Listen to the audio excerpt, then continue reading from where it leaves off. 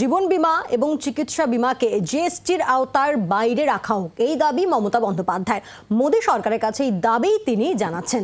আর যদি জিএসটি প্রত্যাহার করা না হয় তাহলে রাজপথে নেমে একেবারে আন্দোলনের হুঁশিয়ারিও দিয়েছেন হোয়াটসঅ্যাপ চ্যানেলের মাধ্যমে মমতা বন্দ্যোপাধ্যায়। সুতপা সেন আমাদের প্রতিনিধি রয়েছেন আমাদের সঙ্গে। সুতপা, ঠিক কি বক্তব্য মমতা বন্দ্যোপাধ্যায়?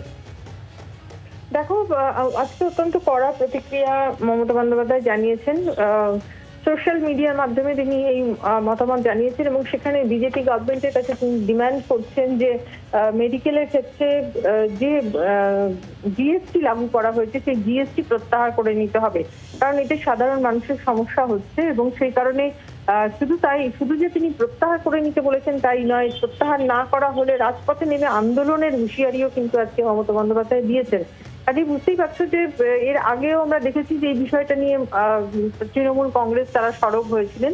জিএসটি নিয়ে যখন চন্দ্রিমা ভট্টাচার্য বৈঠকে যান সেখানেও তিনি এই প্রস্তাব দিয়ে এসেছিলেন যে জিএসটি প্রত্যাহার করতে হবে মেডিকেল ইন্স্যুরেন্সের ক্ষেত্রে, কিন্তু তারপরেও কোনো পদক্ষেপ নেয়নি কেন্দ্র সরকার। শেষমেশ আন্দোলনের কথা ঘোষণা করলেন মুখ্যমন্ত্রী মমতা বন্দ্যোপাধ্যায়।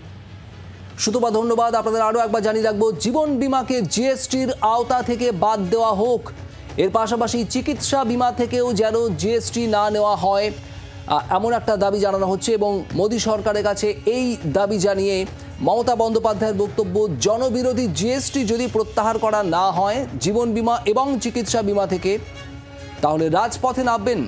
হোয়াটসঅ্যাপ চ্যানেলে হুঁশিয়ারি মমতা বন্দ্যোপাধ্যায়ের। আমরা কথা বলবো, রাজ্যসভার বিজেপি সাংসদ শ্রমিক ভট্টাচার্য রয়েছেন আমাদের সঙ্গে। শ্রমিকবাবু, জীবন বীমা এবং চিকিৎসা বীমাকে জিএসটির আওতায় আনতে হবে, না হলে রাজপথে নেমে আন্দোলনের হুঁশিয়ারি মমতা বন্দ্যোপাধ্যায়, কি বলবেন? রাজ্যসভার সেশন চলছে, লোকসভার সেশন চলছে, তিনি সেখানেই দাবি রাখতেই পারেন, তার দলের সদস্যরা আছে। এটা তো সমন্বয়ের জন্যই তো যুক্তরাষ্ট্রীয় ব্যবস্থা। তিনি প্রথমেই সংঘর্ষের কথা বলছেন কেন?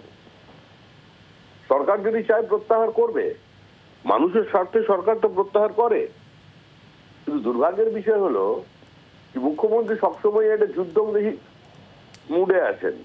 এর অর্থ কিছুই নয়। পশ্চিমবঙ্গে নিজেদের ব্যর্থতা, নিজেদের প্রাতিষ্ঠানিক লুট, আইন শৃঙ্খলার চূড়ান্ত অবনতি, বাণিজ্যিক ব্যবস্থা কার্যত ধ্বংস হয়ে যাবে, সমস্ত থেকে দৃষ্টি সরাতে যখন বিরোধীরা আন্দোলন করবে সেই বিরোধীদের স্পেসটা উনি দখল করতে চাইছেন। উনি একই সঙ্গে শাসক থাকবেন, একই সঙ্গে বিরোধী থাকবেন রাজপথে। এর উদ্দেশ্যেই ওনার এ ধরনের বক্তব্য।